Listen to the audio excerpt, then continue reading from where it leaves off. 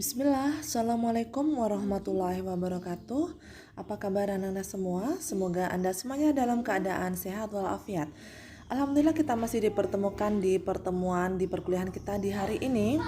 Dan bab yang akan kita bahas pada pertemuan kali ini adalah akuntansi pajak untuk piutang. Secara definisi, piutang merupakan klaim atau hak untuk mendapatkan uang dari pihak lain atau dari entitas lain yang diharapkan akan diterima di masa yang akan datang atau di masa depan. Nah, piutang ini biasanya timbul dari transaksi yang dilakukan secara kredit. Jadi, misal terjadi penjualan secara kredit, yaitu penjualan yang dilakukan sudah terjadi transaksinya tetapi pembayarannya belum dilakukan. Jadi biasanya dilakukan pada periode yang akan datang sesuai dengan ketentuan atau kesepakatan. Di sini untuk piutang ini perlu dicatat untuk tanggal jatuh temponya ya, perlu ditentukan dan dicatat kapan jatuh tempo dari piutang tersebut akan dilakukan atau akan terjadi. Ketika jatuh tempo sudah terjadi atau pada tanggal jatuh tempo, maka entitas tersebut akan menerima pengembalian atau menerima pembayaran uang atas transaksi yang sudah terjadi di masa lalu atau periode sebelumnya. Biasanya kalau untuk piutang ini yang perlu diperhatikan selain jumlah nominal dari piutangnya adalah jangka waktunya, kemudian tanggal jatuh temponya, kemudian ada enggak persyaratan yang mengikutinya. Itu juga harus diperhatikan bagi pihak-pihak yang melakukan transaksi dengan kredit yang dapat menimbulkan piutang ini. Piutang dapat digolongkan yang pertama untuk piutang usaha. Jadi piutang usaha ini biasanya tidak memiliki umur yang panjang ya, karena jika diberikan jangka waktu yang panjang maka akan dapat mengganggu aktivitas operasional di perusahaan itu sendiri. Jadi di sini untuk piutang usaha biasanya timbul dari transaksi secara kredit dengan jangka waktu maksimal 60 hari. Jadi biasanya 2 bulan. Mungkin ada perjanjian tertentu atau mungkin jenis penjualan tertentu mungkin ada sesuai dengan perjanjian dengan customernya. Misalkan ada perjanjian harus diselesaikan lebih dari 2 bulan, yaitu jangka waktu sekian. Nah kayak gitu tidak apa-apa, sesuai dengan ketetapan atau ketentuan yang ditetapkan oleh penjual tersebut. Jadi yang perlu diperhatikan adalah kalau piutang usaha itu usahakan tidak bisa atau tidak dapat dilunasi dalam jangka waktu yang cukup lama. Jadi harus ada batasan ya. Selain piutang yang timbul dari aktivitas piutang usaha, ada juga piutang untuk wesel tagih ya bentuknya. Jadi dia berbentuk sebuah janji tertulis untuk melakukan pembayaran dan kreditnya biasanya jangka waktunya lebih panjang. Jadi yang membedakan di sini adalah jangka waktu ya untuk piutang usaha dengan wesel tagih itu. Kalau wesel tagih jangka waktunya lebih lama. Dalam piutang sebagaimana dalam akuntansi komersial yaitu sesuai dengan PSAK, seringkali terjadi yang namanya pemberian diskon ya atau potongan.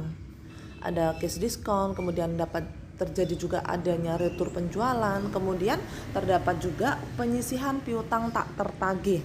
Nah, akan tetapi di sini yang perlu kita perhatikan adalah untuk allowance atau penyisihan baik untuk potongan tunai, retur penjualan maupun piutang yang tak tertagih, yaitu piutang yang tidak dapat ditagih.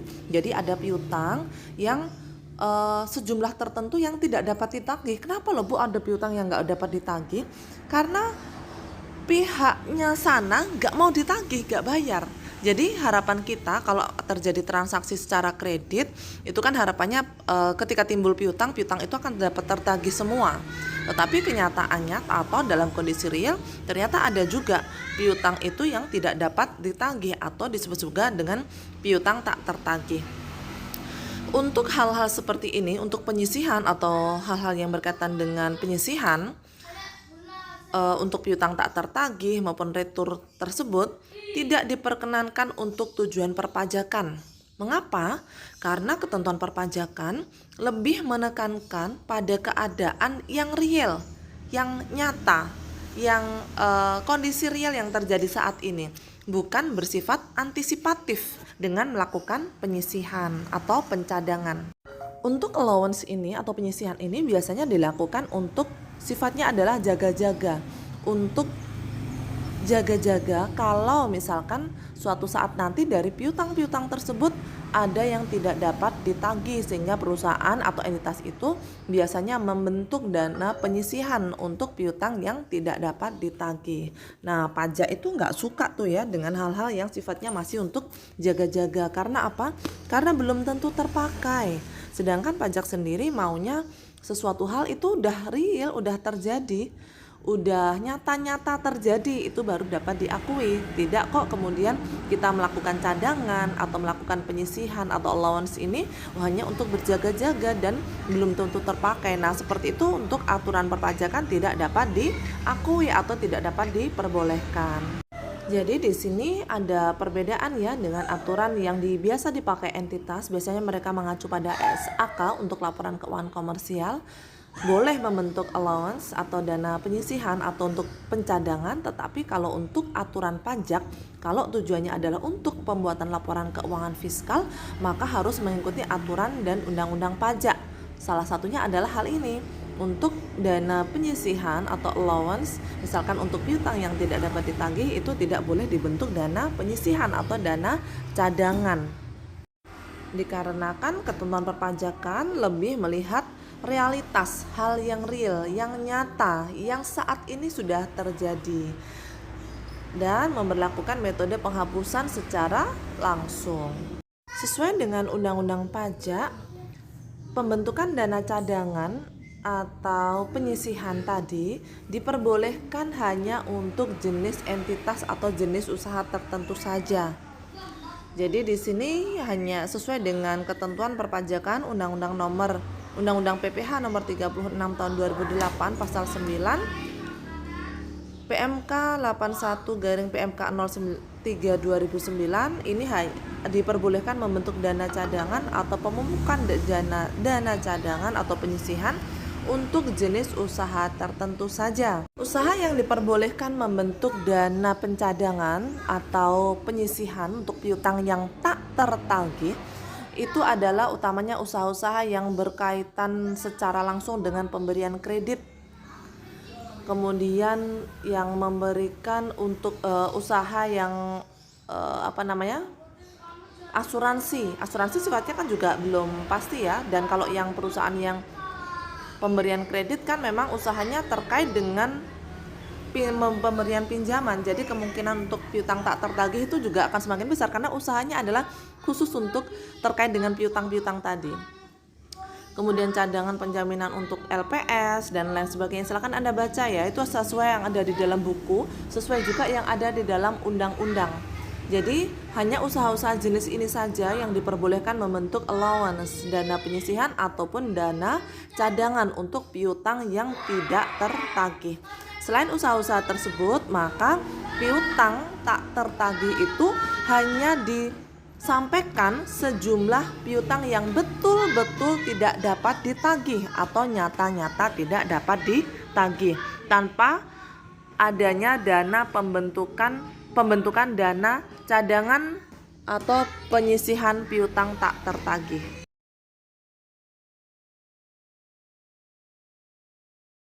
Semua piutang yang dimiliki oleh suatu entitas tidak semuanya dapat ditagih. Jadi nggak bisa ditagih semuanya. Seperti yang saya katakan tadi, bahwa harapannya ketika timbul piutang itu dari seluruh piutang dapat ditagih semuanya, dapat terbayarkan semuanya, dan tidak mengganggu aktivitas operasional perusahaan. Akan tetapi pada kenyataannya yang dialami oleh entitas itu tidak semua piutang dapat ditagih, sehingga entitas tersebut merasa perlu untuk memperkirakan berapa besar jumlah piutang yang tidak dapat ditagih itu berdasarkan pengalaman sebelumnya. Jadi misal nih, di tahun 2020 piutang yang tidak dapat ditagih sejumlah sekian, katakanlah totalnya adalah 55 juta. Berapa persen dari total penjualan yang dia alamin atau dia lakukan?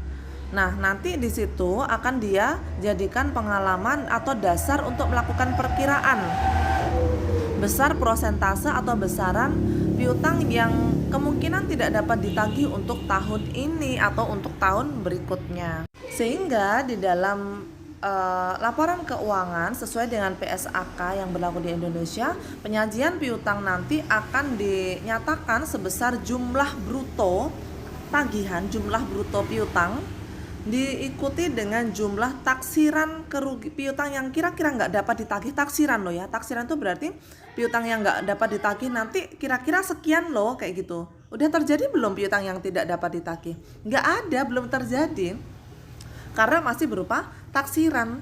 Taksiran itu kan suatu perkiraan saja. Dia bikin taksiran itu berdasarkan apa? Berdasarkan kejadian masa yang lalu, tahun sebelumnya. Oh, tahun kemarin sekian loh, dari total penjualan sekian, kalau kita persentase sekian, berarti kita membuat dana untuk perkiraan piutang yang nggak dapat ditagih itu sekian ini. Nah, kalau mengacu pada SAK, dia akan menyajikan seperti itu. Jadi ada perkiraan jumlah atau taksiran jumlah piutang yang kira-kira nggak dapat ditagih itu nanti dia juga akan dicantumkan di dalam laporan keuangan. Sampai di sini semoga dapat dipahami ya. Untuk piutang yang disajikan di dalam laporan keuangan, sejumlah bruto piutang ditambah dengan perkiraan taksiran piutang yang kira-kira nggak dapat ditagih nanti berapa, itu masuk di dalam laporan keuangan sesuai dengan aturan yang ada di dalam SAK. Nah, sehingga dalam penghapusan piutangnya dapat kita kenal ada dua metode, yaitu metode langsung dan metode tidak langsung, yaitu atau allowance method. Kemudian kita akan lihat bagaimana aturan di dalam sisi perpajakan. Dalam aturan pajak sesuai dengan pasal 6 ayat 1 huruf H Undang-Undang PPH mengatur bahwa piutang yang nyata-nyata tidak dapat ditagih dan memenuhi syarat tertentu dapat dibebankan sebagai pengurang penghasilan bruto dalam menghitung penghasilan kena pajak. Jadi di sini dapat kita ketahui ya dari kata-kata atau dari kalimat tersebut, dari aturan tersebut, bahwa kalau di dalam SAK tadi yang disajikan dalam laporan keuangan adalah sejumlah bruto piutang ditambah dengan nilai taksiran perkiraan piutang yang tidak dapat ditagih. Perkiraan ya, perkiraan udah terjadi belum? Belum. Sedangkan di dalam Undang-Undang Pajak, Undang-Undang PPH pasal 6 ayat 1 disebutkan bahwa piutang itu yang dapat dianggap sebagai piutang yang tidak tertagih itu kalau betul-betul atau nyata-nyata tidak dapat ditagih pada periode tersebut untuk dapat tampil di laporan keuangan fiskal.